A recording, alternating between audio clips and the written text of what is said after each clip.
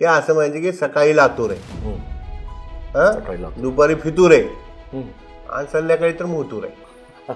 आज लातूर हे सोयाबीनसाठी राज्यातलं पहिलं देशातलं तिसरं ठिकाण लातूर आहे. देशातलं 17पेक्षा जास्त तेल गाळणारे मोठे कारखाने, कीर्ती उद्योग सारखा कारखाना असेल किंवा मल्टीनॅशनल कंपनीमधला एडीएम किंवा असेल, ते लातूर आहे.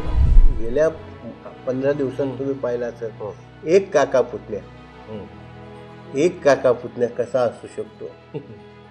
इतका मोठा स्टार असलेला रितेश डोळ्यात पाणी आणून सांगतो, काका मी तुमच्यावर खूप प्रेम करतो. आणि कॅमेरामननी जे टिपलेलं दृश्य आहे त्या दिलीपरावच्या डोळ्यात पाणी. हेही काका पुतणी आहेत आणि हेही काका पुतणे. देशमुख पाटील देशमुखामधले काका पुतणे, पाटलांमधले काका पुतणे. बघा कसे नशिबाचे नियतीचे फेरे असते की ज्या शिवराज पाटलांना पहिलं तिकीट निलंगेकरांनी द्यायला लावलं त्याच शिवराज पाटलांना निलंगा मतदारसंघात कमी मतं पडले म्हणून त्याच निलंगेकरांचं काँग्रेसने तिकीट कापलं. नियतीची जी राजकीय नियतीची फेरे फार बेकार. बरोबर हे आहे की शिवराज पाटलाचं गांधी घराण्याची निष्ठा आणि गांधी घराण्याचा त्यांच्यावरचा विश्वास त्याला तोड. आज आपण हे जे लोकसभा राज्यसभा टीव्ही पाहतो ना, ते शिवराज पाटलाची. कसं आहे, माणूस हारतो कुठं, पहिल्यांदा मनात हारतो आणि जो मनात जिंकतो तो शेवटपर्यंत लढतो आणि हारला तर हारला, जिंकला तर जिंकला. तसे विलासराव मनात हारलेलेच नव्हते, दाखवत नव्हतेच कधी. त्यांना दिसत होतं, कळत होतं, पण त्यांनी दाखवलेच नव्हतं कधी. मग बोलता एका सभेमध्ये छोटी होती ती सभा, पण फार मोठी सभा होती, चौकात होती ना. असे एका ग्रुपच्या सभेत ते म्हटले की काही काळजी करायचं कारण नाही, मामुली लोकांचा विरोध आहे. पत्रकारांनी असा कार्यक्रम केला त्या मामुलीचा. मा म्हणजे मारवाडी, मू म्हणजे मुस्लिम, ली म्हणजे लिंगायत. या तिघांचा मला विरोध आहे असा अर्थ काढला. ते मामुली मतानी पळा. नाही, आता साधी गोष्ट आहे की विलासरावजीच्या पुतळ्याचं अनावरण झालं. सगळ्या आमदारांनी सांगितलं, सगळ्या श्रेष्ठींच्या ज्येष्ठांनी सांगितलं की अमित देशमुखांनी आता राज्याचं नेतृत्व करा, राज्यभर फिरा, अमक करा. परवा विधानसभेची ते अधिवेशन 4-5 दिवसाचे पुरवणी मागणी आहे ते मंजूर करायचं. 2-3 वेळेला काँग्रेसच्या आमदारांनी विधान भवनाच्या पायऱ्यावर आणलं. दिसले का तुम्हाला कुठं? लोक आडवं वाचतात अर्ज. गोपीनाथ मुंडे, विलासराव देशमुख हे उभं वाचतात. कुठं याचं काय?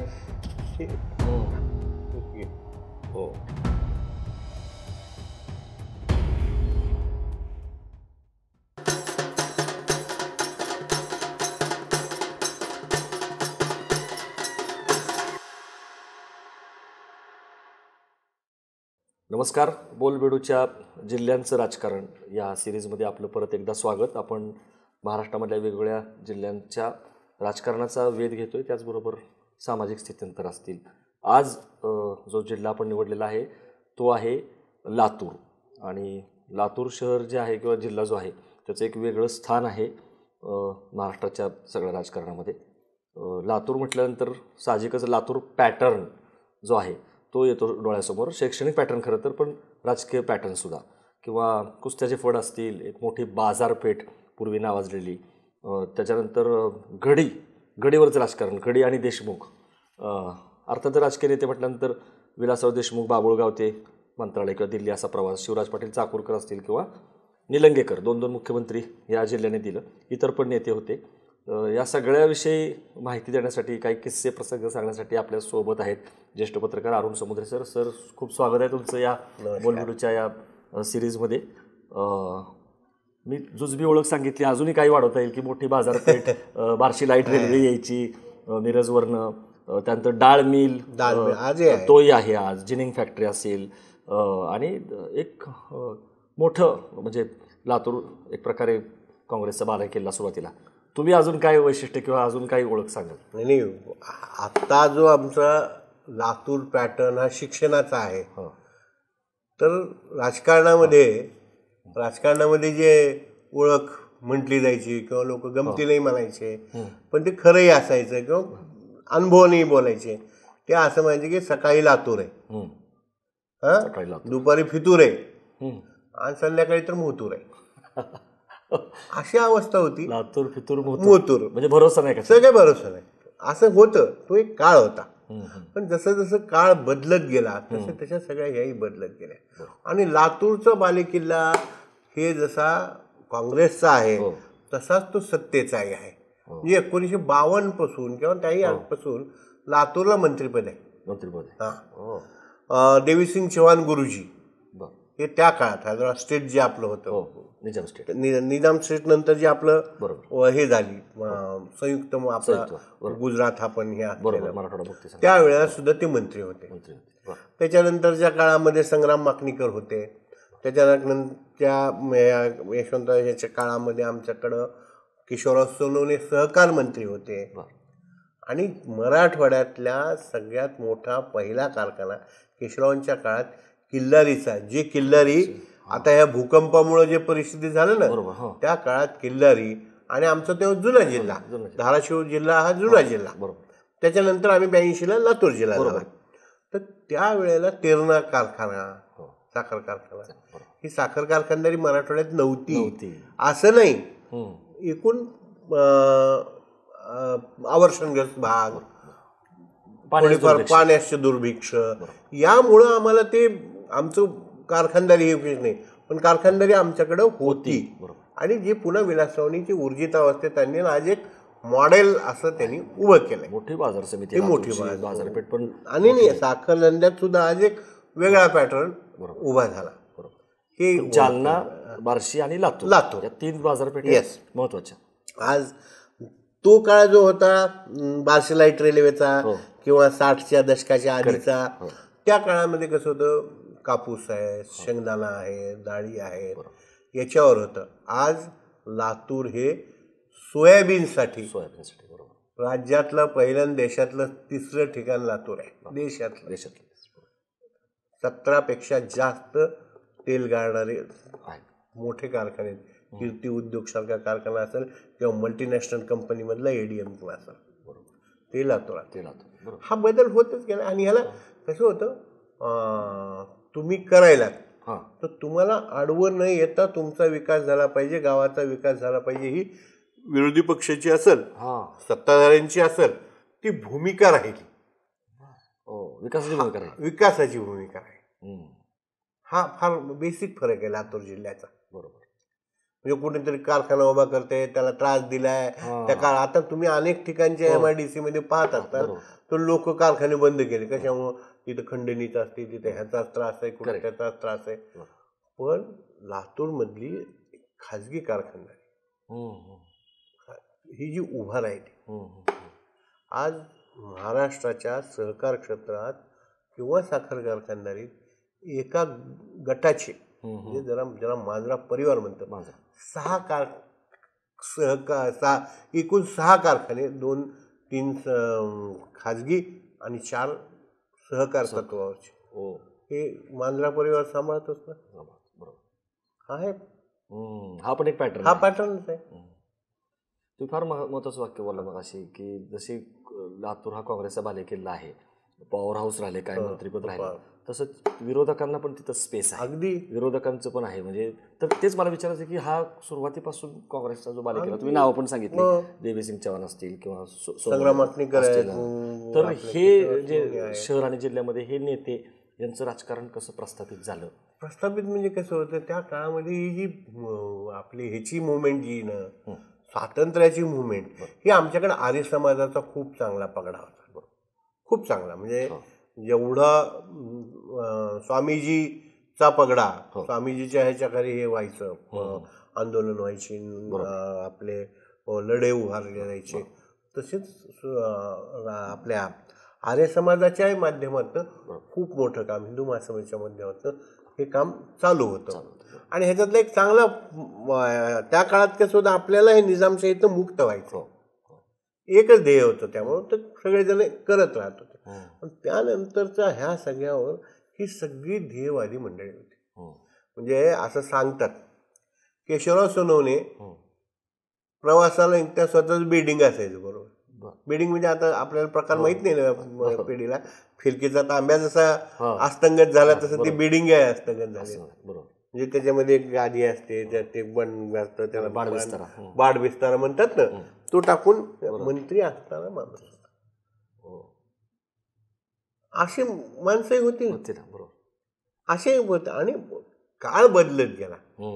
पण दुसरं असं आहे ना, काँग्रेसच्या सोबत बापू कळायला ते आमचे तरी इलेक्शन लढलेले. म्हणजे वनवे नव्हती, हे लक्षात घ्या. यश अपयश सोडून आपण यश अपयशाचा वेगळा विचार करता येऊ शकतो. पण बापू कळायला ते होते. ठीक आहे, मनोहरराव गोमारे निवडून नसतील आले, पण मनोहरराव गोमारे होते. जनसंघ म्हणून वसंतराव देशपांडे होते, ते एक बाळासाहेब बेळंबे होते. त्या औसा तालुक्यामध्ये एक किशनराव जाधव म्हणावाचे ग्रहस्थ होते. जे अख्खा मतदारसंघ त्या जावा मोटरसायकलवर फिरत होते. आणि त्या काळात जनसंघाचा हा मराठा माणूस त्यावेळेला तो फिरायचा ती पंथी घेऊन होता.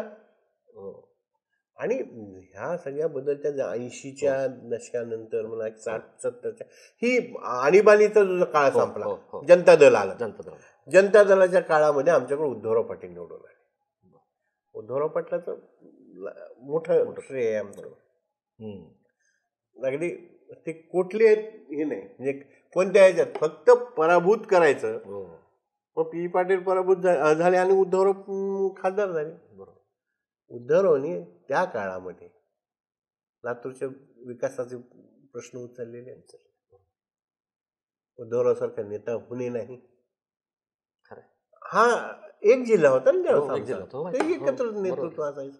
11 तालुके सगळे पुन्हा आम्ही वेगळे झालो. 82ला स्प्लिट झाला. हा फरक आहे ना. बरोबर. आणि हा 80 नंतर हा जो सगळा उदय होत गेला, म्हणजे शिवराज पाटील असतील, चाकूरकर असतील, निलंगेकर असतील, विलासराव असतील, बाळासाहेब जाधव म्हणून उदगीर आणि अहमदपूर परिसरात ते खूप मोठं नाव. आता ठीक आहे, पण राज्यमंत्री राहिले बाळासाहेब होते. मधल्या काळामध्ये पुन्हा पटवारी होते. जनता दलाचा कॅन्डिडेट उदगीरमध्ये सुद्धा निवडून आलेला होता. असं काही नाहीये ना. बरोबर, होत राहतं. किशनराव देशमुख म्हणून एसकेपीच्या ह्यानी राज्यमंत्री झाले होते. बोलते एसकेपी वाले राज्यमंत्री होते महसूलचे. आता आपण कसं करूयात की आपण आता एक एक घेऊयात आपण, कसं की लोकांना कळा म्हणून.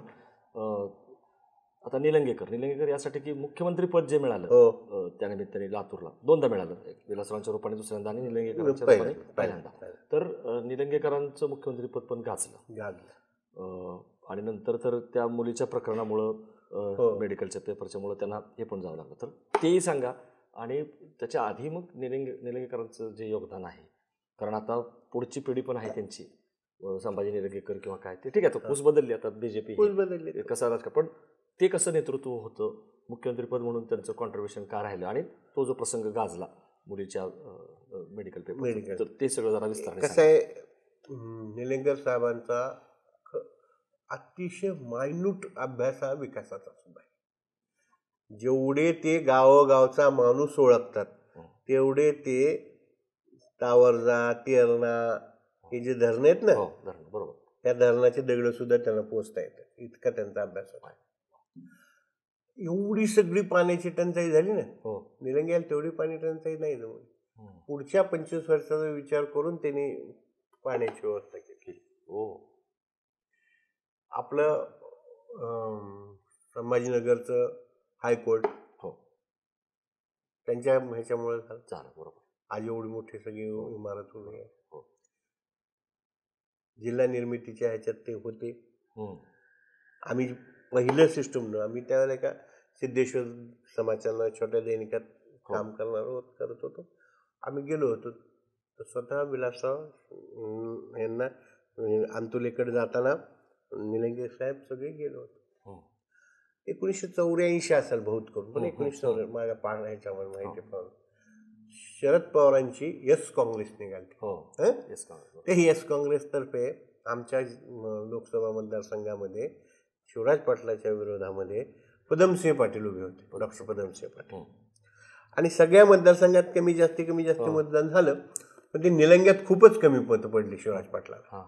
आणि त्याची शिक्षा म्हणून काँग्रेसने निलंगेकरांचं तिकीट कट केलं आणि दिलीपराव पाटील म्हणजे संभाजीराव पाटलांचे वडील त्यांना दिलं. आणि 4च महिन्यामध्ये निलंगेकर साहेब मुख्यमंत्री झाले. वसंत त्यांना मुख्यमंत्री गेले. काही भानगडीच नाही ना. बघा कसं असतं, राजकीय नशिबाची फेरे, व्यक्तिगत नशीब वेगळं आणि राजकीय नशीब वेगळं. मी याला 2 म्हणत असतो. तुमचं प्रारब्ध वेगळं असू शकतं काही, पण तुमचं राजकीय प्रारब्ध जे आहे ना, तुमचं प्रारब्ध कोण म्हणतात नाही म्हणतात, सटवी असते नसते मला माहित नाही, पण त्या सटवीने काय तरी लिहिलेलं असतं. पण तुमचं राजकीय प्रारब्ध हे दिल्लीवाल्यांनी लिहिलेलं असतं. कुणी पक्षाचं असो, ते दिल्लीवाल्यांनी लिहिलं. कोणी अपेक्षा केली नव्हती, कुणी अपेक्षा केली नव्हती. मुख्यमंत्री झाले. आता सांगा, इतका छोटा विषय मुख्यमंत्री लक्ष घालतील आणि ते स्वातंत्र्य सैनिक आहेत. कुठलंही व्यसन नाही, आयुष्यभर कुठे कुणाशी हे नाही, वेळा चारित्र जपणं, माणसं सांभाळणं, एवढं असलं तरी आम्ही निलंगे साहेबाची म्हणणारी माणसं आजपर्यंत टिकून आहेत. एक आरोप झाला, मुलीचे मार्क वाढ. काय मीडिया ट्रायल, खरं मी तुम्हाला सांगतो. मला सांगा, एवढं सगळं होतं, खरंच त्याला करायचं असतं तर ते करू शकले नसते का? एवढं कसं गाफील राहून कोण करेल? पण झालं, स्ट्रिक्चर पास झाले, हे गेलं. त्यानंतर लोकसत्तेने एक लेख लिहिला होता दिवाळी अंकामध्ये, माझ्या मित्रांनी लिहिला होता, प्रयत्न की न केलेल्या पापाची शिक्षा. अतिशय गाजला. आणि लोकसत्तेसारख्या दैनिकांनी लिहिला, न केलेल्या पापाची शिक्षा. न केलेल्या पापाची शिक्षा. मग मला सांगा, मी समजा असतोच तर पुढच्या ह्या मंत्रिमंडळात मी महसूल मंत्री कसा असतो, किंवा माझ्याच मुलाला तिकीट कसं मिळालं असतं पुन्हा. हा सगळा खेळ राजकीय जीवनातले चढ उतार लातूर जिल्ह्यातल्या काँग्रेस नेत्यांनी खूप चांगले पाहिले, खूप चांगले. विलासरावांनी पाहिले, निलंगेकरांनी पाहिले, चाकूरकरांनी पाहिले, सगळ्यांनी पाहिले. पण नातेवाईकाच्या पण लढती हे गोष्ट राहिली लातूर जिल्ह्याचं, म्हणजे आजोबा विरुद्ध नातू, काका विरुद्ध पुतण्या. हे केव्हा झालं? सुरुवात निलंगेकर घराण्यापासून झाली आणि एका छोट्या गोष्टीमुळे झाली सुरुवात. त्याचा एक फार छान इतिहास सांगा की दिलीपरावांचे चिरंजीव संभाजीराव पाटील आणि दिलीपराव जिल्हा बँकेचे डायरेक्टर होते. मग संभाजीराव आले, शिकून आले, पायलट. संभाजीराव उत्तम पायलट आहेत. संभाजीराव आले, मग स्वाभाविकपणे आता पप्पा वडिलाच्या जागी मी असावा असं राजकारणाच्या घरातल्या राजघराण्यातल्या पोरांना दुसरं काय वाटतं, मी असावं. नाही म्हणजे मला असं मी ठरवलं नाही. तिथे जी ठिणगी पडली, ते न दिल्यामुळे ती ठिणगी पडली आणि मग आजोबा नातू अशी ती लढाई सुरू झाली. दादा पोते की लढाई. मग ते दिल्लीहून पत्रकार आले, निलंगा काय क्यों भैया, बोले मध्ये ऐसा है, दादा पोते की लढाई. ठीक आहे, दादा पोते, आजोबा नातवाची लढाई. ते झालं, आले निवडून. अतिशय शेवटी ती रक्तच आहे ना. उत्तम संपर्क करणं, उत्तम माणसं जोडणं, त्या तालुक्यातली काय अवस्था आहे, आपल्याला काय केलं पाहिजे, कुणाबरोबर गेलं पाहिजे, अतिशय चालाक्ष पण केले. निवडून आले. पुन्हा भाकरी फिरवायची काँग्रेसने ठरवली. पुन्हा यांना तिकीट दिलं गेलं अशोकरावला, त्यांची समाजाचे काका. मग ती काका पुण्याची लढाई झाली. पुन्हा पुतण्या आला. मंत्री झाला. मंत्री झाला, बरोबर. हा इतिहास आहे. हा इतिहास आहे, बरोबर आहे. हं? खरं आहे, म्हणजे हा इतिहास आहे. इतिहास आहे, बरोबर आहे. काका पुतण्याची किंवा काका पुतण्याची लढाई झाली. पण याच्याच उलट काल गेल्या 15 दिवसात तुम्ही पाहिला असेल, एक काका पुतण्या कसा असू शकतो. इतका मोठा स्टार असलेला रितेश डोळ्यात पाणी आणून सांगतो, काका मी तुमच्यावर खूप प्रेम करतो. आणि कॅमेरामननी जे टिपलेलं दृश्य आहे त्या दिलीपरावच्या डोळ्यात पाणी. बरोबर. हेही काका पुतणे आहेत. बरोबर. आणि हेही काका पुतणे आहेत. देशमुख पाटील. बरोबर. देशमुखामधले काका पुतणे, पाटलांमधले काका पुतणे. काय होतं, ज्याला अशी क्रेज जमती म्हणून जे फैलावलं जातं, तर ही चांगुलपणा आहे ना. हाय चांगुलपणा आहे ना. बरोबर. मी येतो विलासराव आणि त्यांच्या सगळ्या राजकारणाकडे. तो आहे, म्हणजे एक सांगतो हे. पण निलंगेकरांनी जे मग त्यांची पुन्हा 3 भाग झाले. शिवरानंद प्रादेवनी नवे तालुके झाले त्यांच्या ह्याच्यात, निलंग्यात फुटून पुन्हा युतीचं सरकार आहे गोपीनाथरावांनी ते केले. उदगीरमध्ये जळकोट तयार केला, आपल्या ह्याच्यामध्ये रेणापूर स्वतंत्र केला, चाकूर केला. हे छोटे छोटे पोत गेले आणि राजकारणाचा पोत बदलला. हा फरक लक्षात घ्या. राजकारणाचा पोत बदलला. त्याच्यामुळं ते तशा पद्धतीचं त्यांचं राजकारण आणि संभाजीरावचं राजकारण ह्याच्यात तुलनात्मक दृष्ट्या फरक पडत गेला. बरोबर. हा होतोच ना. बरोबर. हा फरक पडतो. बरोबर. आता चाकूरकर, निलंगेकरांचं आपण बघितलं कसं राजकारण होतं, मुख्यमंत्री राहिले, त्यांचं पुढची पण पिढी बघितली आपण. आता एक छोटी गोष्ट, चाकूरकरांचं राजकारण सुरुवात झालं निलंगेकरांमुळं. निलंगेकरांनी लोकसभेला उभा राहावं असं सगळ्या काँग्रेसला वाटत होतं. पण त्यांनी सांगितलं की नवाब चांगला पोरगा आहे, अध्यक्ष राहिलेला आहे, चांगला आहे, LL शिकलेला आहे, शिवराज पाटलांनी तिकीट द्या.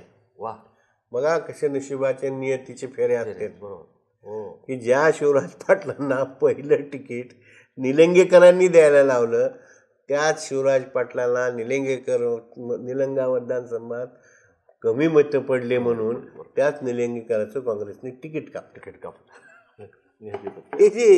नियतीची जी राजकीय नियतीची फेरे फार बेकार. बरोबर. ती हे आहे. बरोबर. त्याला नियती म्हणते. पण चाकूरकर निष्ठा एकदम. आणि तुम्ही जसं म्हणा, आणि त्याला त्याचं फळ पण मिळालं. म्हणजे लोकसभा अध्यक्षापर्यंत त्यांचा प्रवास. तर त्यांचा बेस काय होता राजकारणाचा? जसं तुम्ही आता निलंगेकर सांगितलं की निलंगेकर म्हणजे कसं धरणाची दगडं ओळखणारा पण माणूस, ग्राउंड रियालिटी, सगळीकडे फिरणारा माणूस.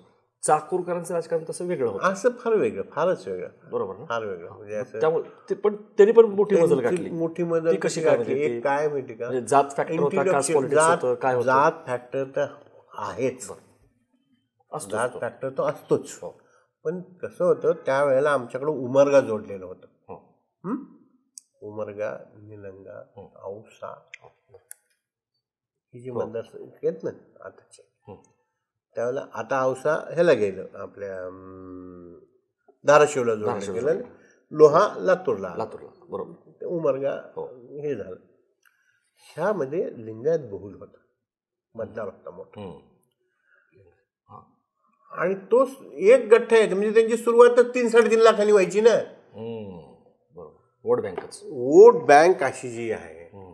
मग त्या सगळ्यांचं त्यांनी काही कल्याण केलंय का?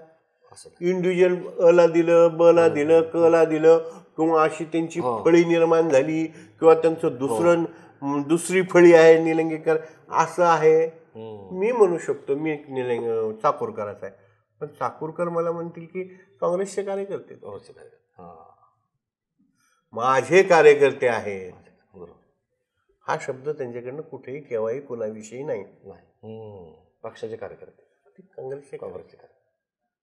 पण तरीही प्रेम, त्याला वन वे ट्रॅफिक म्हणतात ना, त्या वन वे ट्रॅफिकचा सगळ्यात मोठा लाभार्थी कोण असेल तर शिवराज पाटील चाकूरकर. विलासरावचं 2 वे आहे. विलासाचं 2 वे आहे, ते 1 वे आहे. One way. आता आपण सगळ्यांनी म्हटलं, ते काल बसवराज पाटील मुरुमकर हो भाजपमध्ये गेले की शिवराज पाटील चाकूरकर यांचे मानसपुत्र, हो मानसपुत्राला पराभव झाला, त्याचं पुनर्वसन काय केलं? बरोबर. माझं मानसपुत्र राजकारणामध्ये, मी तुमचा कुणीतरी आहे तर तुम्ही माझ्यासाठी काहीतरी करावं लागेल ना. करावं लागेल. बरोबर बरोबर. एक आहे की शिवराज पाटलाचा गांधी घराण्याची निष्ठा बरोबर आणि गांधी घराण्याचा त्यांच्यावरचा विश्वास, त्याला तोड नाही. आणि जेवढी मोठी मोठी खाती, अगदी स्पेस अँड रिसर्च पर्यंतची, विज्ञानाची, इंदिराजींनी बोलावून घेऊन शिवराज तुम्ही हे करणार आहे, आणि त्यांनी ते केलं. बरोबर. आज आपण हे जे लोकसभा राज्यसभा टीव्ही पाहतो ना, ते शिवराज पाटलाची देण आहे. बरोबर. जे लाईव्ह झालं पाहिजे त्याचा त्यांचे प्लॅन तर असा होता की लोकसभा राज्यसभेच्याच परिसरात त्याचा स्टुडिओ उभारला गेला पाहिजे. त्यांची देण आहे, त्यांची देण आहे. बरोबर. असा हे काम त्यांचं, ते छोट्या छोट्या गोष्टीमध्ये ते कधी रमलेलं नाही. बरोबर. पण लातूरला BSFचं केंद्र आहे, बॉर्डर सिक्युरिटी फोर्सचं ट्रेनिंग कॅम्प आहे. चाकूरला आहे. लातूरला पोलीस जे असतात, बरोबर, त्यांच्या प्रशिक्षणाचं केंद्र, म्हणजे आपलं स्टेट पोलीस नाही, स्टेट पोलीसचं तर प्रशिक्षण केंद्र आहेच, बरोबर, पण केंद्राचं जे असतं ना, सीआरपीएफ, बरोबर, सीआरपीएफचं प्रशिक्षण केंद्र आहे. त्याचा अप्रत्यक्ष परिणाम हा तुमच्या बाजारपेठेवर होत असतो. कारण 700 पोरं जर तुमची तर राहायची, म्हणजे त्यांच्यासाठी लागणार दूध, त्याच्यासाठी हे अंडे, त्यांच्यासाठी लागणार, ते काय कोणी बाहेरून थोडंच करेल. कोणी चाकूरमधनं करेल, लातूरमधनं करेल, उदगीरमधनं करेल. ती त्यांची तेवढी सोय झाली, तितक्या इमारती उभा राहतात का, दळणवळण झालं. म्हणजे पूर्वी रविवारी लातूरमध्ये मार्केटमध्ये गर्दी नाही दिसायची. आता रविवारी ही सगळी पोरं, हे ट्रेनिंगवाले ना, आता ही नव्याने आली आमची पॅटर्न, रविवारची बाजारपेठ लातूरची फुल दिसते. हा फरक आहे. आणि शिवराज पाटलाचं कसं आहे, ते धोरणात्मक विषय, म्हणजे आणि ते जाहीरपणे सांगितलं. रेल्वेचं जेव्हा उद्घाटन होतं तेव्हा त्यांनी स्पष्टपणे सांगितलं की बाबा ह्या रेल्वेसाठी मी काही फार केले असं नाही, गोपाळांनी वगैरे प्रयत्न केले. त्यांचं काय म्हणणं, ज्या वेळेला देशामध्ये वनगेज डिसिजन होईल, आपली होईल ना ब्रॉडगेज, बरोबर, आपल्याला वगळून करणार आहेत का कोणी? बरोबर. म्हणजे धोरणावर काम करणं, धोरणाला निगडीत काम करणं, जे आजच्या जमान्यात दंतकथा वाटावी. याचमुळे अटलजींनी त्यांचं कौतुक केलं होतं. अटलजींनी आणि त्याचा वेगळाच अर्थ, तो त्याचा किस्सा असा आहे, त्यांची निवडणूक होती आणि अटल बिहारी गोपाळराव पाटील कॅन्डिडेट होते भाजपचे, जे राजेश शाहू कॉलेजचे अध्यक्ष आहेत त्यांचे. आणि बोलता बोलता अटलजी असं म्हणले, शिवराज पाटील अच्छा आदमी है, पार्टी बुरी है.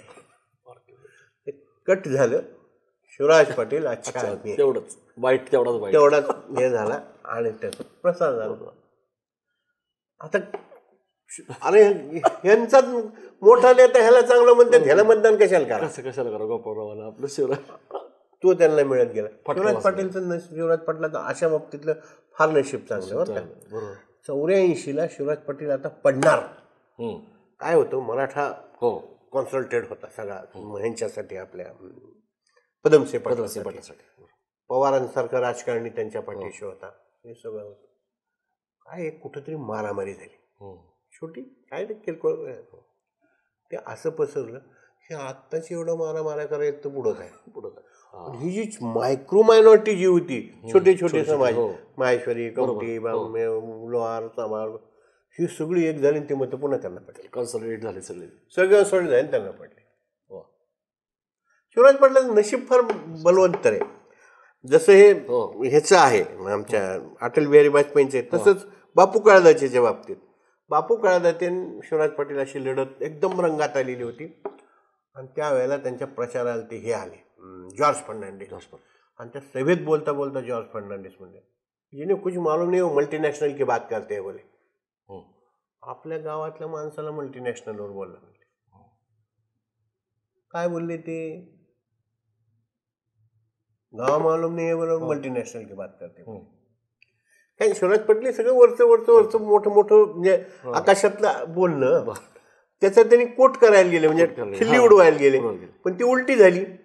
आपल्या गावातल्या माणसाचा अपमान झाला म्हणजे पुन्हा सगळे मत. हा आणि योगायोग लागतो, कशी केला. आणि ते त्यांनी कधी नाही केलं, ते बाकीच्यांनीच केलं, आपोआप झालं. बरोबर. त्यांनी असा कधीही अशी प्रॅक्टिस कधी नाही. एकमेव खासदार असेल की जो वर्षाला ठरवून खासदार निधी, म्हणजे यावर्षी मी संगणकाला पैसे देणार शाळेच्या महाविद्यालयाच्या, तर तो सगळा निधी हा फक्त संगणकासाठी. तुम्ही किती जवळचे असू द्या आणि किती लांबचे असू द्या, किंवा तुम्ही कुण्या विचाराचे असू नसू, काही संबंध नाही. तुमची संस्था आहे, तुमच्या शाळेत संगणक पाहिजेत, हे घ्या. यावर्षी माझं संगणक आहे. माझे यावेळेला वसतिगृहाला पैसे द्यायचे, मुलींच्या वसतिगृहाला. मग ते मुलींचं वसतिगृह अच बच कच नाही, पक्ष बघायचं नाही, काय नाही, त्याला द्यायचं. असं ठरवून करणारे, त्यामुळं एक सॉफ्ट कॉर्नर त्यांच्याविषयी आणि उत्तुंग व्यक्तिमत्वाचा परिणाम जसा असतो ना, बरोबर परिणाम असतो त्या ह्याचा, शिवराज पाटलाचा. बरोबर. त्या शिवराज पाटलांचं दुर्दैव बघ, कपडे बदलतात ह्याच्यावर टीका केली आमच्या सुषमा स्वराजने. मीडिया ट्रायल झाली ती, पण मीडिया ट्रायल आम्हाला सांगा, मी स्वच्छ राहतो, काय त्यात बरं छान चुकीची आवड आहे. अरे बाबा ह्याच्यात कसली छान शोक आली, हे स्वच्छ कपडे घालून आलो मी एक 4 कार्यक्रम 3 कार्यक्रमातनं आलो, पुन्हा मला समोरच्या एखाद्या कार्यक्रमाला जायचंय, मी 30 कार्यक्रम कपडे घालून गेलो. म्हणजे काय, मी काही फार तुमचा हे होतो का, गेलो 10 मिनिटात कपडे बदलले ना आलो. आता तर 15 16 बदलतात, मग लोक 4च बदलले. मला सांगा, याच्यात कपडे बदलणे आणि पाणी काय असतं, निवडणुकीत कोण काय बोलल आणि त्याचा संदर्भ काय लागेल, त्याचा फटका बस उगीच की कपडे बदलते. पण काय असतं, बोलणारा कसा आहे आणि तो त्या कुठल्या वेळेला बोलतो, बरोबर. त्याचं जे टायमिंग असतं ना, राजकारणात टायमिंग जमलं पाहिजे. बरोबर. ते ज्याला जमतं तर ते तिथून उचल खातो. फार सुंदर सांगितलं, म्हणजे त्यांचं नशीब बलवत. तर आधीची पण उदाहरणं तुम्ही सांगितली आणि हा कसा फटका बसला तेही सांगितलं. प्रारंभ राजकीय, बरोबर आहे, खरं मोठा दोष आहे, कुणाला लुबाडलंय का, कुणाला फसवलंय का, देशविरोधी काय केलंय, कपडे बदल, बरोबर, त्याच्यावर त्याला फटका बसला. आपण निलंगेकरांचं राजकारण बघितलं, शिवराज पाटील चाकूरकरांचं बघितलं, तिसरं नाव अर्थातच बाकीचे तुम्ही सांगितलं उदाहरणं, पण मोठं नाव येतं देशमुख. आणि विलासराव देशमुख म्हटल्यानंतर लोकांना बाभुळगाव सारखी जी ग्रामपंचायत आहे तिथून ते खरं नाव त्या गावाचं बाभळगाव आहे. बाभुळगाव वेगळे, बाभुळगाव बरोबर तुळजापूर तालुक्यात. बाभुळगावचा सरपंच, ते महाराष्ट्राचा मुख्यमंत्री, केंद्रात पण मंत्री, आणि एकदा नाही दोनदा, आणि एक दिलखुलास व्यक्तिमत्व, आणि सगळ्यांना बरोबर घेऊन जाणारं. तसा फार आक्रमक स्वभाव नाही, एक दिलखुलास, म्हणजे पक्षाच्या पलीकडे जाऊन गोपीनाथ मुंडेंची मैत्री असेल किंवा अंतुले असेल किंवा सुशील कुमार बरोबर म्हटलं तर दो हाऊसो का जोडा आपण असं म्हणतो. तर हा जो एक मला आणि असं गमतीचं आठवलं की मराठवाड्यातले जे नेते आहेत तुमचे, महाजन असतील किंवा विलासराव असतील, मुंडे, हे सगळे शिकायला पुण्यात होते, बरोबर, एकत्र काही, आणि नंतर ते लातूरला आले, आणि त्याच लातूर पॅटर्नमुळं पुण्या मुंबईची पोरं शिकायला गेली. आणि आज बघतोय आपण किती मोठा तो संस्था, क्लास चालकांचा फॅक्टरी म्हणतो मी, तशी कोटा फॅक्टरी राजस्थानची किंवा पुण्यातली फॅक्टरी, हा एक मला दिसतोय. तर विलासराव देशमुखांकडे येऊयात. विलासराव देशमुख यांचा जो प्रवास, बाभळगावचे सरपंच, ते 2दा मुख्यमंत्री आणि केंद्रात मंत्री, हा तसा काही सुकर नव्हता. तो कसा झाला ते एक सांगू का, त्यांचा स्वतःचा स्वभाव, कुठं ताणायचं, कितपत ताणायचं आणि कसा समन्वय ठेवायचा. कार्यकर्ता, नेता, पक्षश्रेष्ठी, हे जे 3 लेअर आहेत ना, तर ते 3ही लेअरमध्ये ते बरोबर समन्वय ठेवत होते. आणि मुळात म्हणजे त्या माणसाला विकासाची दृष्टी होती. पण पुढचा कोण आहे ह्याच्यापेक्षा हे काम व्हायला पाहिजे आणि हे काम करणं गरजेचं आहे. हे जर पटलं तर ते अनी सांगितले म्हणून करायचं नाही किंवा बनी सांगितले म्हणून करायचं नाही, असं नाही, ते करायचं. ती जेव्हा जिल्हा परिषदचे मेंबर होते तेव्हा लोक सांगतात, माझी ओळख करून दिली ते त्यांनी. हे म्हणले काशीनाथ माझ्या पॅनलच्या विरोधात होते बरं का, माझ्या विरोधातलं पॅनल यांचं होतं. हे मंत्रीपदी असताना आपल्या विरोधात लढल्या माणसाची एका पत्रकाराला ओळख करून देणं. ते मतदानाला निघाले घरून गाडी घेऊन असं खाली, आम्ही सगळे बरोबर होतो, तर ते गृहस्थ आले पेठापेठा बांधले. हे पहिल्या निवडणुकीत माझ्या पॅनलच्या विरोधात त्यांचं पॅनल होतं. नाही पण ही त्या माणसाला काय कायचं अरुण समुद्र पुन्हा पत्रकार काय दूरदर्शन काय संबंध त्याचा, पण हे तो कसा तुटेल, जोडण्याची कला, माणसं जोडण्याची कला एक. आणि दुसरी गोष्ट कशी होती, संधीचं सोनं करणं. ते प्रत्येकाला जमतं असं नाही, बरोबर, ते फार गरजेचं असतं. ते ज्या ज्या खात्याचे मंत्री झाले त्या त्या खात्याचं कार्यालय लातूरमध्ये आहे. बरं, आज लातूरकर जे महसूल कार्यालय नांदेडला नाही तर लातूरला झालं पाहिजे हे म्हणतात, त्याचं कारण असं आहे, एकूण खात्यांपैकी 32 महसुलाचे उपविभागीय कार्यालय लातूरमध्ये. बरोबर. ते राज्यमंत्री होते म्हणून काही हे नाही किंवा कॅबिनेट मंत्री होते म्हणून काही नाही. मला सांगा, ज्या निलंगेकरांनी मुख्यमंत्री झाल्यानंतर 8 महिने काही नव्हतं, बरोबर, 8 महिने साहेबांजवळ काही नव्हतं, यांचं मंत्रिपद गेलं. पुन्हा ह्यांना तर एकदम लॉटरी लागली, साहेब एकदम 8 खात्याचे विलासराव मंत्री झाले. 8 खात्याचे 8 खात्याचा मंत्र्याचा अनुभव, मंत्रिपदाचा अनुभव, मधल्या पदाचा अनुभव त्यांना उपयोगी पडला मुख्यमंत्री पदाचा. बरोबर. लोक आडवं वाचतात अर्ज. गोपीनाथ मुंडे, विलासराव देशमुख हे उभं वाचतात. बर, कुठं याचं काय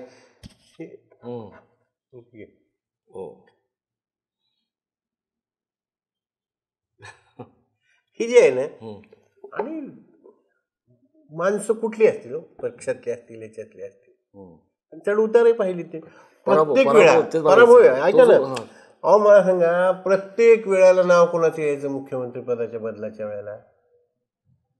विलासराव यायचं. आणि नाव सुचवायचं कोणी पुन्हा? विलासराव. अनुमोदक तेच असायचे.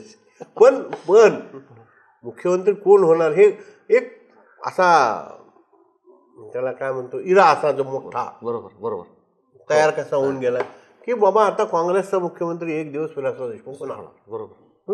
बरं, ती वेळ लागला, वर्ष गेले, हे गेले, ती गेले, सगळं झालं. विलासराव देशमुखांचा पराभव झाला.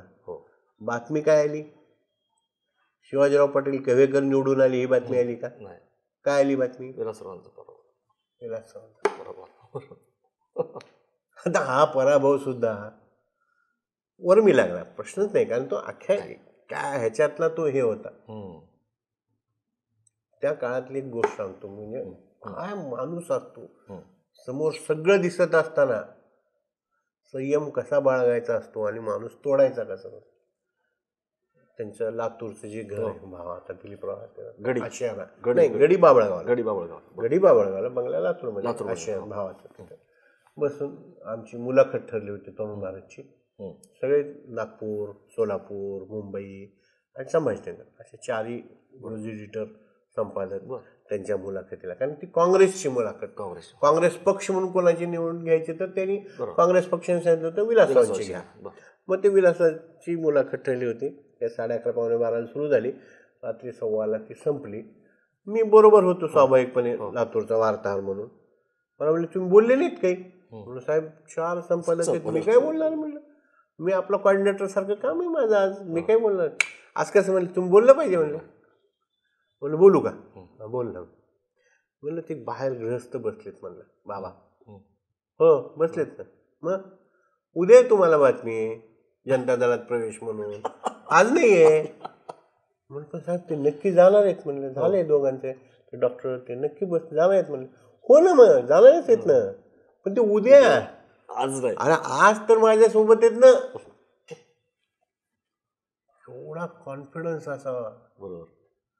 माणूस उद्या तिथं जाणार आहे, पक्ष सोडणार आहे, आपल्या विरोधात काम करणार आहे, इतकी 100% माहिती असताना सुद्धा त्या माणसाविषयी आज माझ्या बरोबर आहेत ना. त्याला हाकून बिकून नाही दिला. नाही नाही बिलकुल नाही. तिथंच ऐका पुढं मग ते सगळे झालो. आम्ही हसलो, बाहेर आलो. बाहेर आल्या हॉलच्या बाहेर बसलेलीच होती सगळे. बाबा कत्ल की रात है, ध्यान रखो, डट के काम करो, हम बिल्कुल चुन के आने वाले हैं. हा साहेब हा साहेब. हा साहेब काय 11 वाजता होतो त्याचा प्रवेश होता चक्राकडे आमच्या. जसा हे एखादा माणूस पडला पडझड पडला म्हणून असतं थोडा वेळ असतं, 1-5-10 मिनिट, 1-2 दिवस काय म्हणत नाही. पुन्हा हळहळ व्यक्त झाली असेल तर ती विलासरावच्या पराभवानंतर. तो कसा पचवला त्याने तेच मला विचार. तो कसा पचवला. वर्मी होता, घाव तर वर्मी होतं. पहिले 1-2-3 हे गेले थोडं हे ते होतं कुणाचे असतं ते काही देऊ नाही कोणी राजकारण आहे. पण त्यांनी पुन्हा सगळे कार्यक्रम घ्यायला सुरुवात केली. सगळे कार्यक्रम घ्यायला सुरुवात केली, जोरात कार्यक्रम. साहेब काँग्रेसची शताब्दी झाली. एक मुंबईत आणि एक लातूरमध्ये. एक प्रदीप राठी नावाचे नगराध्यक्ष होते, साहेबाचे खास मित्र कार्यकर्ते, तेही त्यांच्या विरोधात पुन्हा उभा राहिले. अशी शताब्दी कुठेच झाली नाही. मी विद्यार्थी परिषदेचं काम करणार माणूस आणि राजीव गांधींनी 18 वर्ष वयाच्या मुलांना मतदानाचा अधिकार दिला. बरोबर. तर त्यांनी हेरून मी त्यांच्यामुळे आंदोलनं केलेली ना, हे त्या पोराला बोलावं म्हणले आणि त्याला मत मांडायला लावा म्हणले. 4 कुलगुरू म्हणजे म्हैसेकर, आमचे हे आपले नाकाडे सर, एक हे दादा म्हणत होतो आम्ही त्यांना, भगतसिंग दादा राजूरकर, हे सगळे कुलगुरू बसलेले. त्याच्यात मी त्याच्यात मला आम्ही ती भाषण हा कोण आहे, शताब्दी कशाची आहे, याचा विचार काय, जो मांडू शकतो त्याला बोलू. हे एक हे इतका पराभव झाला आणि त्यांनी सुरू केलं आणि डायरेक्ट आपण चूक केलेली आहे ती पुन्हा करायची नाही. मला सांगा मतदाराला असं म्हणायचं धाडस. बरोबर. अजून आहेत ते सगळे चूक केली आहे पुन्हा करायची नाही.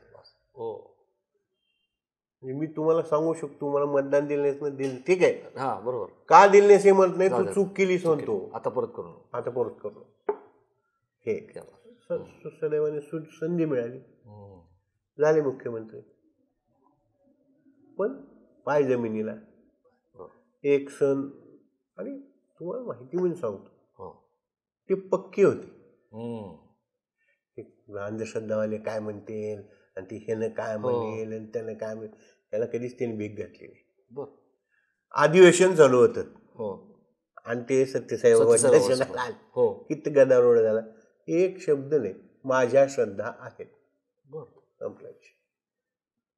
वेळामोशी असते आमच्याकडे, येणार महालक्ष्मी येणार, अष्टमीला आमच्याकडे देवी आहे गोलाईत, तिची आरती पूजा साहेबाच्या असते, वहिनीच्या ती करणार. बरोबर. त्याच्यात कुठेही गडबड नाही. माळेगावची यात्रा शेवटपर्यंत चुकली नाही. बरोबर. त्याला माहिती होतं नेमकं हे सगळं जे आहे, हे मान होता ना देशमुख म्हणून. बरोबर. तो पाळला. काय असतं लोकांना, छोट्या छोट्या लोकांमध्ये ह्या गोष्टी फार बारीक बेंबल्या जातात. बरोबर. आता जर तुम्ही मोदींचं पाहता लोक म्हणतो आता काय म्हणतात, आतापर्यंत कोणी द्वारका पाहिली का म्हणजे डुबकी मारून. कोण विचार करायला तुमच्या आजच्या अर्थव्यवस्थेचा, तुझी नोकरी गेली का कशाचा, ते मग्न कशात आहे सामान्य माणूस. बरोबर. त्याची जी जोडलेली असती ना त्याला ते जोडलं की ते बरोबर होतं. बरोबर. आले की साहेब नाळ जोडलेली असते साहेब आले की एक वेळामोशाला वेळ आमोशा हा त्याच्या भावनेचा प्रश्न असतो आणि ती भावना त्यांनी जपलेली आहे. लोकांच्या दृष्टीने फार किरकोळ वाटतो. तुम्ही अनालिटिकल त्यांनी असं केलं त्यांनी तसं केलं, अरे ते त्याच्याशी त्या ग्राउंडचा काही संबंध नसतो. आणि बेस विलासरावचा पराभव कसा आहे माहिती का, जातीय गणित जी आहे, मराठा, लिंगायत, अदर कास्ट, मुस्लिम, मुळात कसं आहे, काँग्रेसचा बेस म्हणजे काँग्रेसची शक्ती, काँग्रेस मालिकेला म्हणजे काय असतो, मराठा, दलित, मुस्लिम ह्या तिघांच्या ह्याची बेरीज केली की ती काँग्रेसची असते. बरोबर, म्हणजे तो काँग्रेसचा बेल्ट होतो. बरोबर आहे. 95ला मराठ्याला मराठा कॅन्डिडेट वन वे झाला, तिथं मूळ मतात फरक पडला. बरोबर, मूळ मतात फरक पडला. काही कारणांनी मुस्लिम नाराज झाले, ते तिथं आले. बरोबर बरोबर. हा तोटा तो तोटा. आणि ऑलरेडी जे काही ह्याच्यामुळं नाराज झाले होते त्या घड्याळामुळं, जे 17 जण उभे केले तो सांगतो त्या ह्याला ती गेले. असे डिवाइड होऊन ते फार काही हे केलं तर ते अशामुळं नाही, ही सगळेच जमून आले. आणि शरद पवारांचं बरं चाललंय ना, काही काळजी करण्याचं कारण नाही ना, हा पाठिंबा. रोज फोन यायचा, रोज फोन लँडलाईनवर, आठवणी काय काय होतं, आठवणी रोज फोन यायचा. कसं आहे, बरोबर आहे ना, सगळं व्यवस्थित आहे ना, काही मदतीची वगैरे काही असेल काही सांगायचं, नाही सगळं व्यवस्थित चाललंय. आता काय चाललंय, सगळा फंड्स सगळे तुमची माणसं काम त्याच्यासाठी करायची. हा जो हे आहे, आणि त्याच्यात काय असतं आमच्याकडं, किंवा हे वैशिष्ट्यच आहे ना तुझ्या राजकारण निवडणुकांचं ते राजकारणच नाही, निवडणुकांचं कशाचा काय अर्थ लागेल आणि कशाचा काय संदर्भ लागेल, बरोबर, ह्याचा नियम नसतो, त्याचा फटका बसतो. त्याचा एक मामुली विलासराव देशमुख एका भाषणात बोलता म्हणले, काय काळजी करायची, आता तू भागच असतो शेवटी कार्यकर्त्याला, मतदाराला काय आपण हा कसं आहे, माणूस हारतो कुठं, पहिल्यांदा मनात हारतो, आणि जो मनात जिंकतो तो शेवटपर्यंत लढतो, आणि हारला तर हारला, जिंकला तर जिंकला. तसे विलासराव मनात हारलेलेच नव्हते, दाखवत नव्हतेच कधी, त्यांना दिसत होतं, कळत होतं, पण त्यांनी दाखवलेच नव्हतं कधी. मग बोलता एका सभेमध्ये छोटी होती ती सभा, बाकी फार मोठी सभा होती, चौकात होती ना, असे एका ग्रुपच्या सभेत ते म्हटले की काही काळजी करायचं कारण नाही, मामुली लोकांचा विरोध आहे.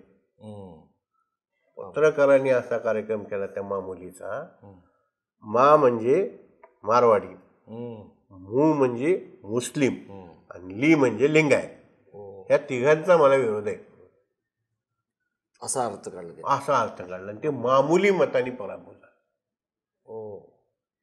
आणि हे आपोआप एकत्र आले.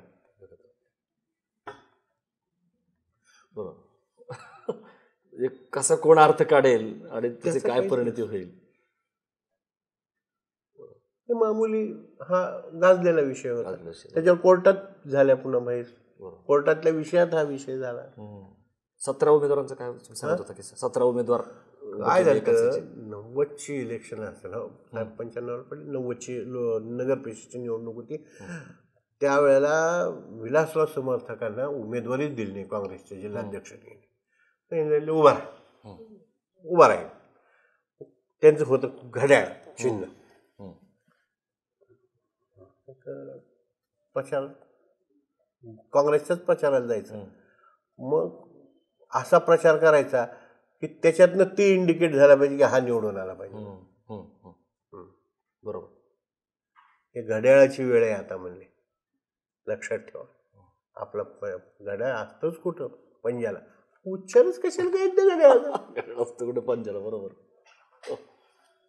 आणि एखाद्याला ओपन कसं करावं, राजकीय दृष्ट्या उघडा कसा पाडावा, ह्याची तर तोडच नाही विलासरावची.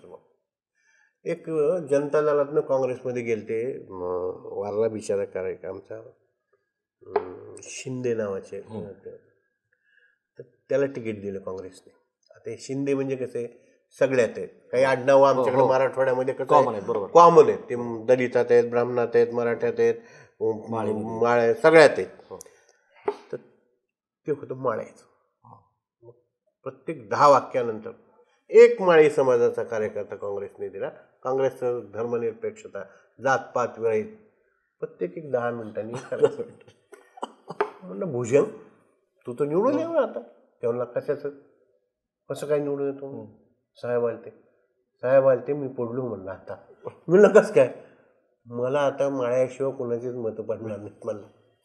काय नगरपालिकेला महापालिकेला एक छोटा एरिया बरोबर ते पडलं. 10 वेळा उल्लेख केल्यामुळे ते नाही ठासून सांगितले हे कोण आहे. बिंबवलं ते कोण आहे ते. हा हे कोण आहे कोण आहे ते बिंबवलं. बरोबर. पण इतक्या सहज बरोबर.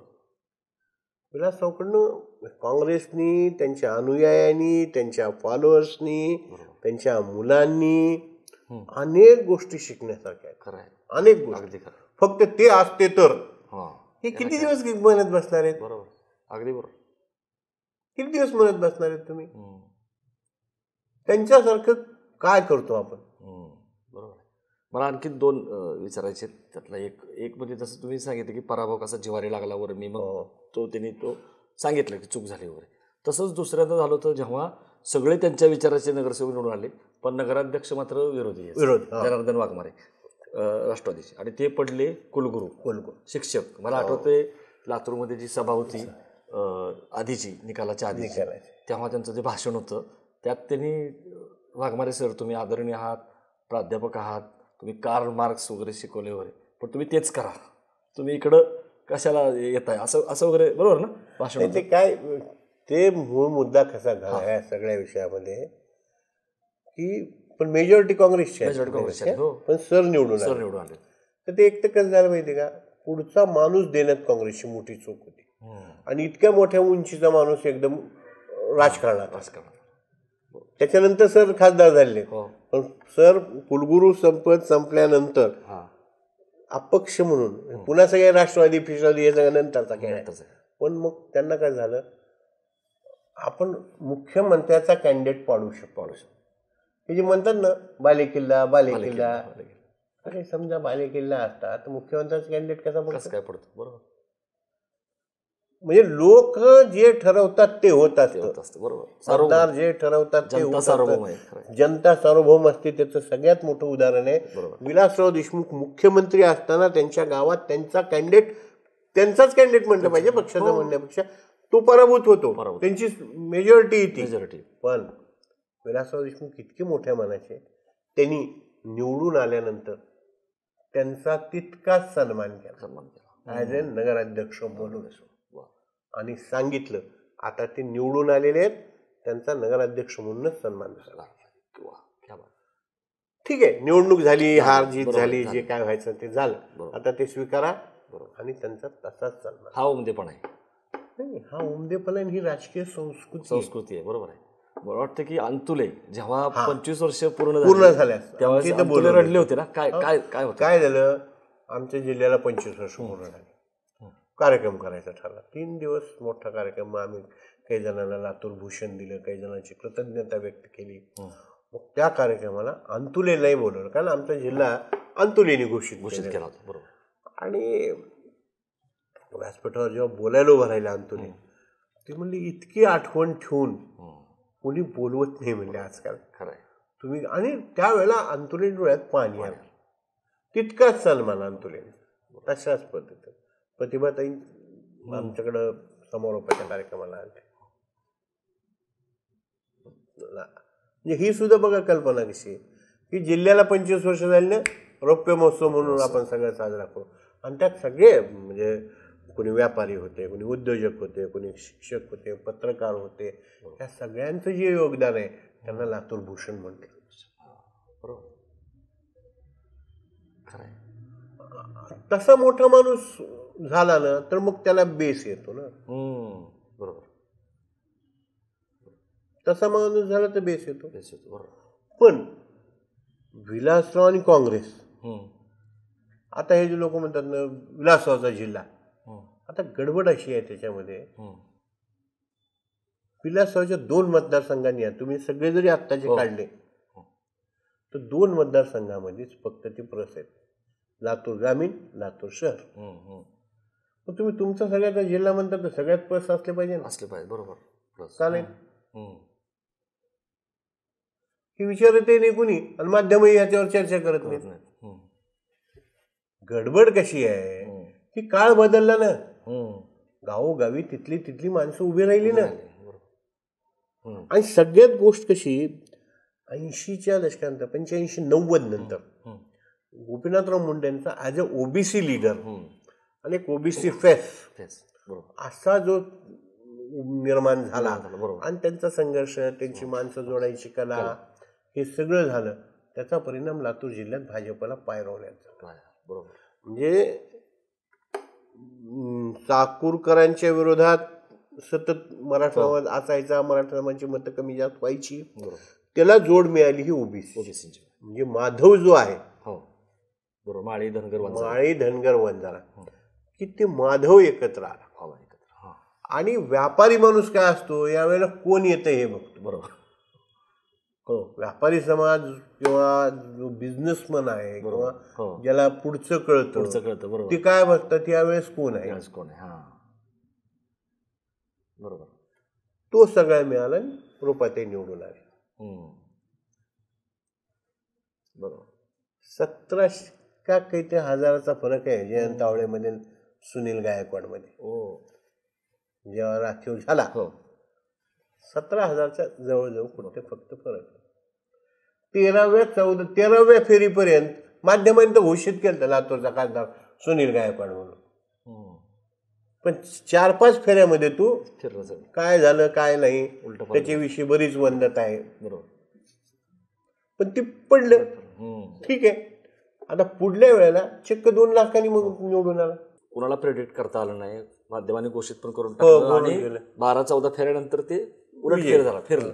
जरी अनेक वदंत असल्या तरी म्हणजे यातनं काय दिसतं एक लक्षात घ्या. हे कसं होतं ती जबाबदारी विलासरावने घेतली. ते आलते कोल्हापूरहून.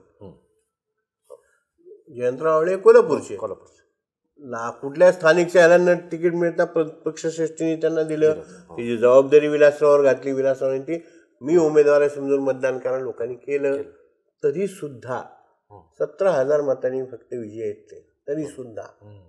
आणि ज्या वेळेला ह्याचा हे सुरू झाला 14ला मोदीजी लाट सुरू झाली त्यावेळेपासून दोन्ही वेळा सलग पहिल्यांदा सुनील गायकवाड निवडून आला जो पराभूत झाला होता तो निवडून आला. त्याच्यानंतर भाजपने कॅन्डिडेट बदलला, सुधाकर शृंगारे केले, तो निवडून आला. सुधाकर शृंगारेच एक लक्षात घेण्यापासून बाबाची आहे की आता येईल का येईल आघाडी नाही. मला सांगा त्याचं जे वोट पर्सेंटेज आहे म्हणजे किती हजार मतांनी पितानी हा फार सोडून द्या. 56.9%, 56.8% मतं त्याला पडलेली आणि काँग्रेसला 31% मतं आहेत. आणि समजा आघाडीचे काय ते 9 वंचितचे तरी झाले ते 40-41%. 16% एवढा काढता येतो कोणाला. बरोबर. काय कारण काय असो काय त्या माणसाने केलंय का काय हे आहे काहीच नाही. हा मग आपण ज्याला बालेकिल्ले म्हणतो म्हणजे काय असतं. 2 मतदारसंघ लातूर ग्रामीण लातूर शहर हे वगळता तुम्ही कुठंच नाही तुम्ही. आणि आज महायुतीची ताकद वाढलेली आहे. त्यांचे स्वतःचे 2 भाजपचे स्वतःचे 2 आमदार निलंगा आणि औसा. समजा औसा सोडून देऊ, औसा धाराशिवजी मध्ये जाईल. पण लोह्याला ते श्यामसुंदर शिंदे अपक्ष SKP हे ते असा आहे विषय. पण उदगीर आता संजय बनसोडे आहेत जे अजितदादा बरोबर आहेत. अहमदपूर बाबासाहेब पाटील आहेत जे अजितदादा बरोबर आहेत. म्हणजे हे 5 आमदार त्यांचे झाले ना. आणि विधान परिषदेचा रमेश कराड आहे ज्यानं सगळा त्याचा निधी लातूर ग्रामीण मध्ये फिरवलाय. आजही त्याला पुन्हा लातूर ग्रामीणची इच्छा आहे. बरोबर. तो झाला. मत कुठली ही झाली तुमची आघाडी झाली, आघाडीचं सरकार आलं. मला सांगा विलासरावनी जे मिळालं त्याचं प्रत्येक ऑफिस आणलं म्हणतो आपण हे त्यांचं कौतुक करतो. अमित देशमुख वैद्यकीय शिक्षण मंत्री होते. वैद्यकीय बरोबर. आजही आमच्या गावात जिल्हा झाल्यापासून जिल्हा रुग्णालय नाही. कितीचा 3-3.5 कोटीचा फक्त विषय आहे. जी जागा कृषी विभागाच्या मालकीची आहे ती सार्वजनिक आरोग्याला वर्ग करायची. आम्ही काय म्हणून विलासराव देशमुखांचं हे घ्यायचं. तुम्ही सांस्कृतिक कार्यमंत्री होतात. लातूर जिल्ह्यात सुसज्ज असं नाट्यगृह नाही. आता ती गडीच्या बाहेरच पडत नाही अशी पण टीका होती. गडीच्या बाहेर पडत नाहीत म्हणजे ते लोक दुसरे काय असतं म्हणजे का मोठ्या माणसाच्या मुलांची ती एक अडचण आहे. त्यांची बरोबरी त्यांच्याशीच केली जाते. बरोबर आहे का असतो. फक्त कसं असतं तो त्या पद्धतीनं समजा जरी तुम्हाला त्यांच्या इतकं नाही आलं पण त्यांच्या पावलावर पाऊल ठेवून तरी जाता आलं पाहिजे अशी एक लोकांची अपेक्षा असते. तीच अपेक्षा आम्ही नाही. आता साधी गोष्ट आहे की विलासरावजीच्या पुतळ्याचं अनावरण झालं. सगळ्या आमदारांनी सांगितलं, सगळ्या श्रेष्ठी त्या ज्येष्ठांनी सांगितलं की अमित देशमुखांनी आता राज्याचं नेतृत्व करा, राज्यभर फिरा, अमक करा. परवा विधानसभेचे ते अधिवेशन झाले 4-5 दिवसाचे पुरवणी मागण्या आहेत ते मंजूर करायचे. 2-3 वेळेला काँग्रेसच्या आमदारांनी विधान भवनाच्या पायऱ्यावर आणलं. दिसले का तुम्हाला कुठं.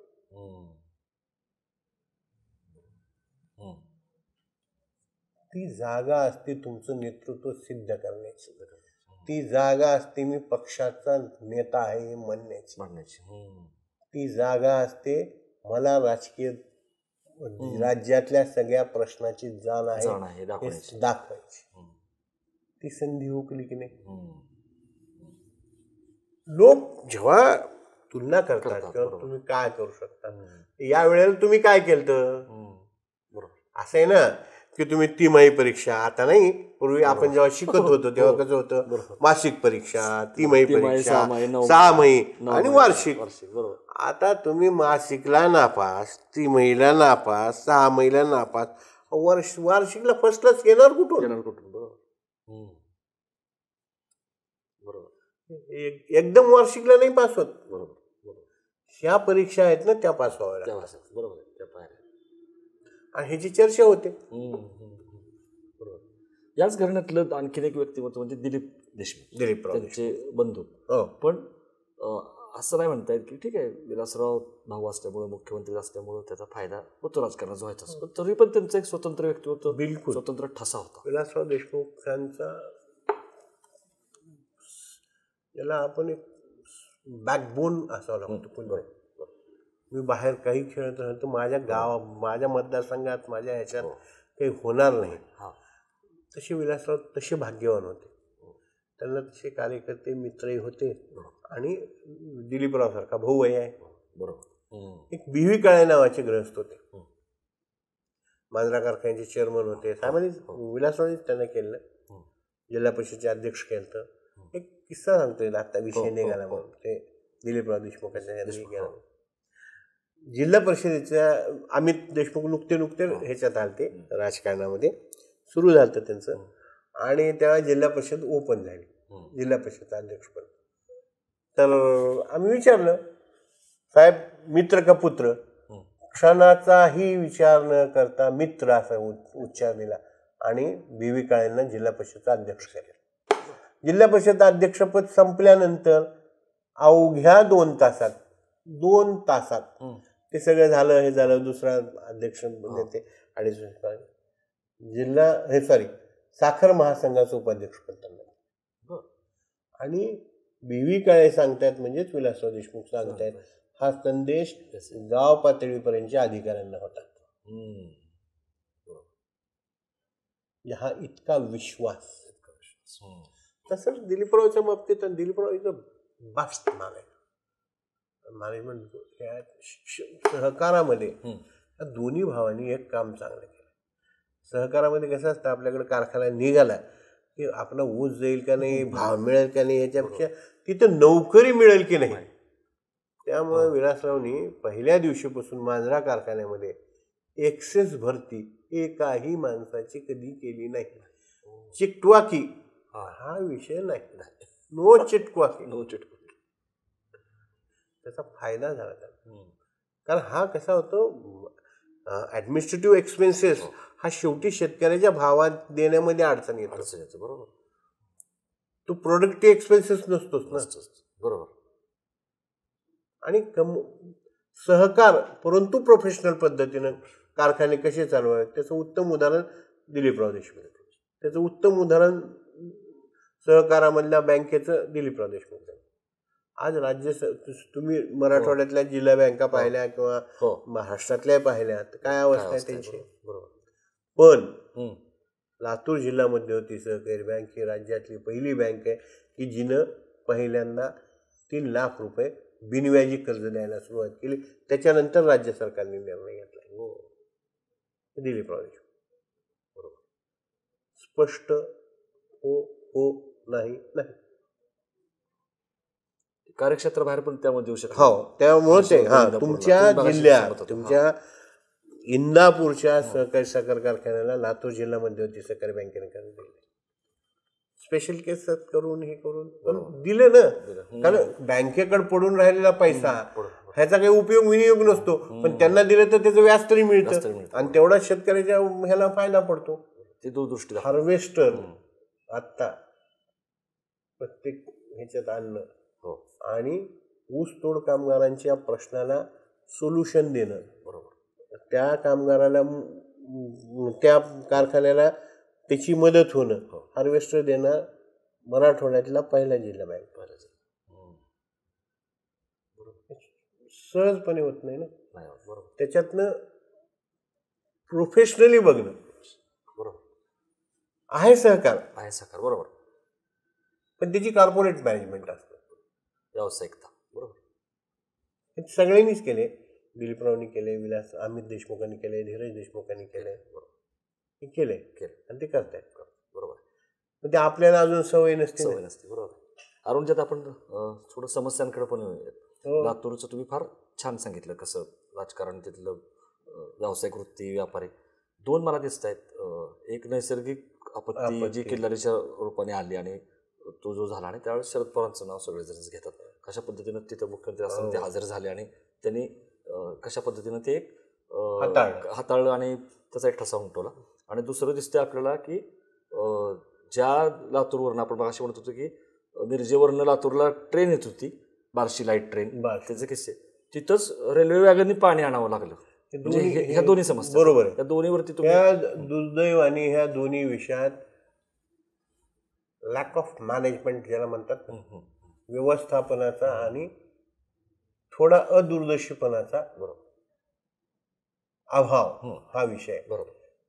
ज्या वेळेला मी स्वतः ऐकलेला आहे, मी सुद्धा इथं निलंगेकर साहेब होते, विलासराव होते, किशनराव जाधव त्या काळात आमदार होते औशाचे, निलकंठेश्वर मंदिरामध्ये बैठक चालली होती आणि एखादी बैलगाडी जशी शेजाराहून जाती आपल्या शेजारून आणि जसा आवाज येतो तसा आवाज आम्ही स्वतः त्या बैलगाडीच्या ह्याच्यात बैलगाडीचा ऐकलेला आहे.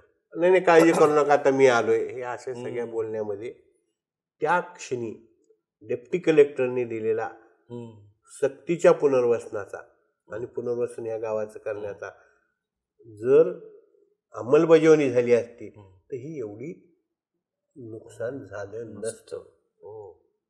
पण हे कुणी काही बोलत नाही कधी. दुसरं मी फक्त आता ह्याच्यावरच्या भूकंपावर येऊन पुढच्या तुमच्या पाण्यावर येतो. तुम्ही भूकंपाचं हे केलं, लोकसहभागाचा जर त्यावेळेस विचार केला असता पुनर्वसनात, तुम्ही काय केलं, कॉलनी बांधल्या का पवार साहेबांनी बांधल्या, सगळं मान्य आम्हाला.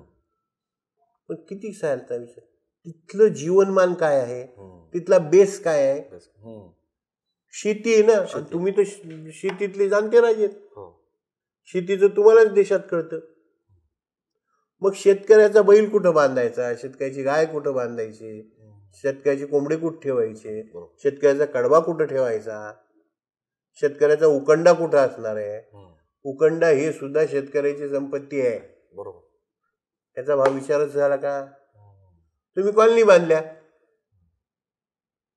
मग जिथं तुम्ही कॉलनी बांधल्या जिथं तुम्ही संडास बाथरूम बांधले त्याला लोकांनी वतल केले.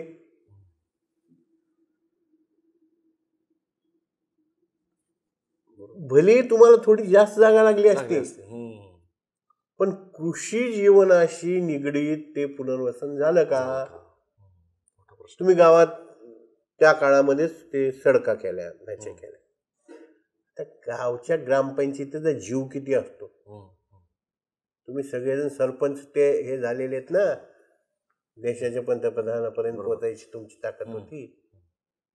मला सांगा त्या गावात आज सडक काय, म्हणजे गावाच्या शेजारून जाणारी एकदम टकाटक सडक, गावात आलं की चिखल. बरोबर. तो दूरदर्शनाचा अभावच आला ना, म्हणजे नियोजनाचा जो अभाव आहे. काय झालं त्याचं? तुम्ही तिथं किल्लारीला भूकंप मापन केंद्राने हे उभं केलं नुसतं. आज तिथं काय, कोण विषय मांडला हा? पुण्या पालकमंत्र्यांवर सगळे झाले. सेना आली, भाजप आलं, काँग्रेस आली, राष्ट्रवादी आली, सगळे झाले.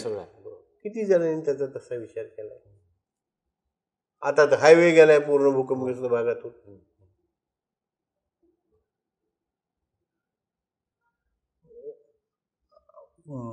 विकासाच्या नावाखाली त्याची प्रायोरिटी काय असली पाहिजे.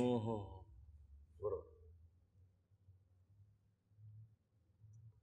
हा थोडाफार तरी विचार होणं गरजेचं होतं. तुम्ही दुसरी बाजू मांडताय. बरोबर. म्हणजे झालं का? झालं. पण त्याचा आज आता ते ग्रामपंचायत जीव किती. बरोबर. आता एकेका गावामध्ये किल्लारी सारखं मोठं गाव आहे, उसास्तो सारखं मोठं गाव आहे, किंवा आता तिथे मंगरुळ आहे, कुबाळ आहे, ही गाव आहेत. त्यांच्या ग्रामपंचायतीचा जीव किती, ते कुठून रस्ते करणार. बरोबर. त्या सगळ्याचा विचार व्हायला पाहिजे. त्या सगळ्याचा. बरं. दुसरी मोठी समस्या आपण म्हणतो पाण्याची. म्हणजे 16ला सुद्धा पाणी जे आम्ही रेल्वेने आणलं, त्याच्यामध्ये वेळ आली, म्हणजे ही वेळ आली. आवर्षण आमचं तुटीचं खोर आहे. एक लक्षात घ्या, मांजरा खोर हे तुटीचं खोर आहे. पावसाचं प्रमाण जसं असेल तसं त्याची जर मॅनेजमेंट नीट हुकली की तुमच्यावर ही वेळ येते. आणि ती सुद्धा अक्षरशः कुणीतरी डोक्यात कल्पना घेतली, अधिकाऱ्यांनी, राजकारण्यांनी, आपण रेल्वेने पाणी आणू, पण देऊ पाणी. अहो मला सांगा, 2005 साली विलासराव मुख्यमंत्री झाल्यानंतर मांजरा नदीवर जे बॅरेजेस बांधले की जे मांजराचं पाणी वाहत तिकडे गोदावरी जाऊन कर्नाटकात जात होतं, तर त्याच्यावर जल आयोगाचा प्रॉब्लेम येऊ नये म्हणून विलासरावने अत्यंत धूर्तपणे लातूर शहराच्या पाणी पुरवठ्याची गरज म्हणून ह्या नदीवर आपण बॅरेजेस बांधतो. ह्या 5 बॅरेजेस केले, त्याचा सगळा उपयोग शेतीला झाला.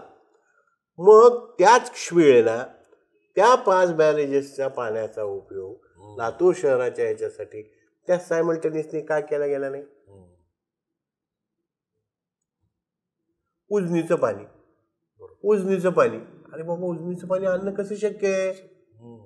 आपण किती आहे ते किती आहे, बरोबर. किती लिफ्ट करणार आहेत तुम्ही? आपण इतक्या उंचीवर आहोत.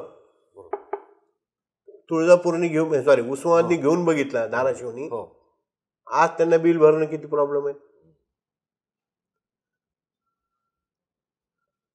एक लक्षात घ्या, थोड्या गोष्टी आज इतकी बदनामी झाली आमची त्या रेल्वेच्या पाण्याने.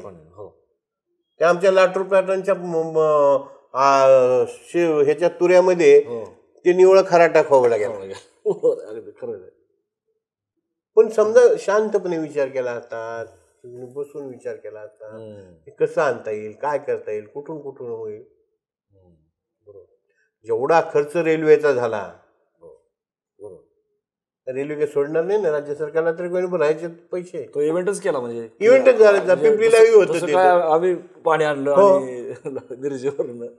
नामुष्की होती. नामुष्की येते, काय कौतुक सोहळा नाही.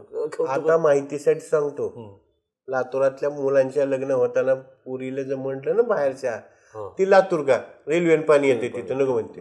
बरोबर. ही वस्तुस्थिती आहे. बरोबर, करेक्ट. तो बट्टा बसला, तो रिकामा डाग लागला ना तो.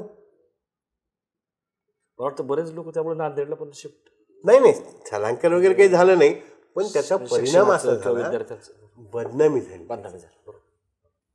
बदनामी झाली त्याची. त्याच्यामुळं आपली प्रायोरिटी काय असावी, बरोबर. आपण कधी कोणी प्रश्न विचारला का आपल्याला पाणी का आणावं लागलं, कुण्या अधिकाऱ्यांनी IAS सनदी अधिकाऱ्यांनी किंवा कुण्या मंत्र्यांनी उत्तर दिलं? लातूरकरांना पाणी कमी पडू दिलं, आम्ही रेल्वेने आणलं. आणि म्हणजे हे आहे का? बरोबर, नामुष्की. शेवटी मला 2 प्रश्न विचारायचे आहेत. एक, जसं मगाशी तुम्ही सांगितलं की विलासरावांनी जे केलं त्याचा नुसताच वारसा पुढं नाही, तसं करावं लागेल त्याच्या कृतीमध्ये. तुम्ही उदाहरण देऊन सांगितलं आम्ही देशमुखांकडून काय अपेक्षा आहेत, दिलीपरावांचं पण वैशिष्ट्य सांगितलं. धीरज देशमुख अजून एक आहे, काही लोकांना वाटतं की तो पण असू शकतो. आणि अमित रितेश जरी नसला तर राजकारणामध्ये, सिनेमात असला, मला ते एक थोडंसं योगायोग वादग्रस्त कसं मीडिया ट्रायल झाली निलंगेकरांच्या बाबतीमध्ये, चाकूरकर, दुर्दैवी विलासरावांच्या बाबतीमध्ये सुद्धा. ते मुख्यमंत्री असताना 26/11 झालं, आणि मग ते नागरे पाटलांवर ते बघायला गेले, आणि तिथे रामगोपाल वर्मा बरोबर होता, आणि चर्चा लोकांनी झाली की रितेशच्या सिनेमासाठी ती व्हिजिट आहे, त्याचा फटका बसला. बरोबर ना? बिलकुल. ते पण सांगा, म्हणजे ते काय, हे काय एप आहे, अतिशय साधं सरळ. ते सगळे घरी होते, हम जा रहे हैं, हम भी आते हैं. हा, बरोबर. याच्या पलीकडं आणि असा प्लॅन विलासराव देशमुख का सरकार सेन्सिटिव्ह माणूस कसा करी? मी म्हणलं ना तुम्हाला, आमच्या जिल्ह्याला जेवढं राजकीय वरदान आहे ना तेवढा तो काही गोष्टीचा शाप आहे. बरोबर, त्याचा शापही आहे. ते पण पसरलं, तेच पसरलं, इतकं व्हायरल झालं. म्हणजे ते लोकांना कन्व्हिन्स झालं की ते रामगोपाल वर्मा आणि रितेश आणि ते सिनेमासाठी, म्हणजे लोकांना हेच कन्फर्म होत असतं. बरोबर, लोकांना हे काही कन्फर्म नाही, हे लगेच कन्फर्म होत असतं. बरोबर आहे, ह्याच्या पोरासाठी गेला. म्हणजे थोडक्यात तुमचं म्हणणं की परत इथं पण तेच राजकीय दुर्दैवाचं. एक लक्षात घ्या, इतका मोठा माणूस अशा क्षणी 26/11 काही दंगल नव्हती, बरोबर, हा हल्ला होता, दहशतवादी आंतरराष्ट्रीय. हा, हे फरक लक्षात घ्या. ती काही दंगल नव्हती, आणि तशा ह्याच्यात असा विचार करू शकतो. पण मी म्हणलं ना, जसं शाप असतो तसं काही वरदान असतं, तसं काही शाप असतो. न केलेल्या पापाची शिक्षा भोगलं, ती ह्यानी भोगली, चाकूरकर, ह्यानी भोगली, विलासराव पण ह्यानी भोगली.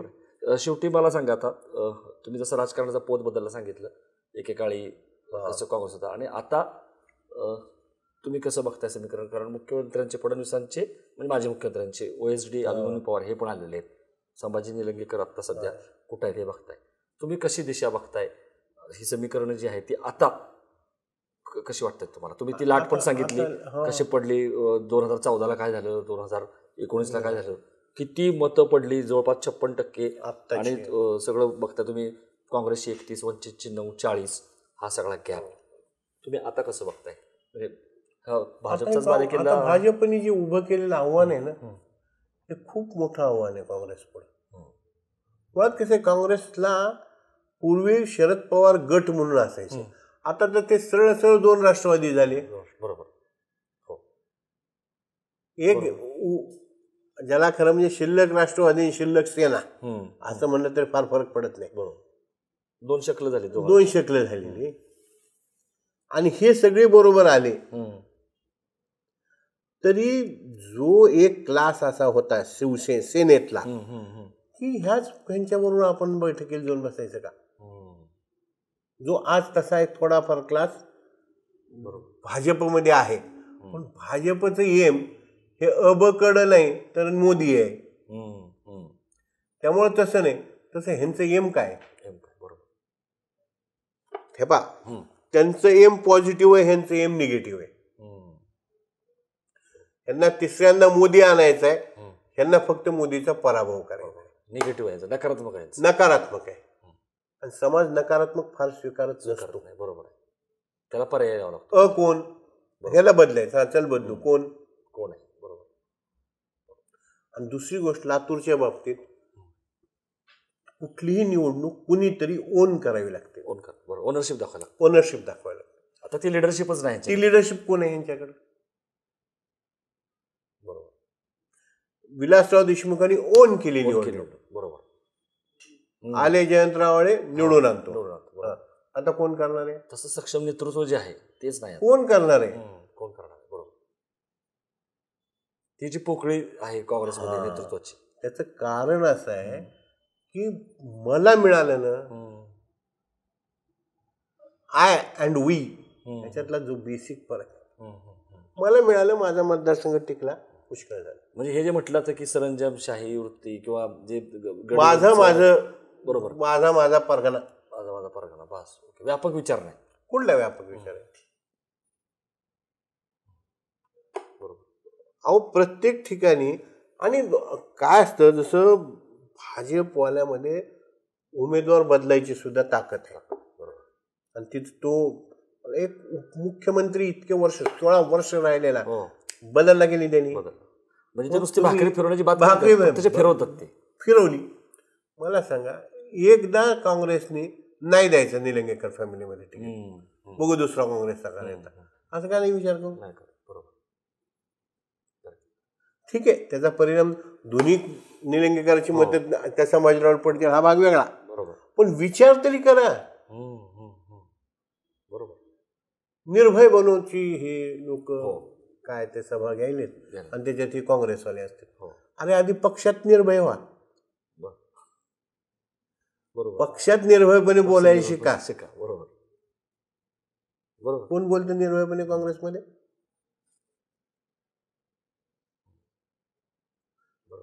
प्रत्येक वेळेला बाबा ठीक आहे, आपण असं करू, एक जागा देशमुखांना, एक जागा दुसऱ्याला, ही हिंमत कुणामध्ये? आणि ते विलासरावांनी केलं होतं.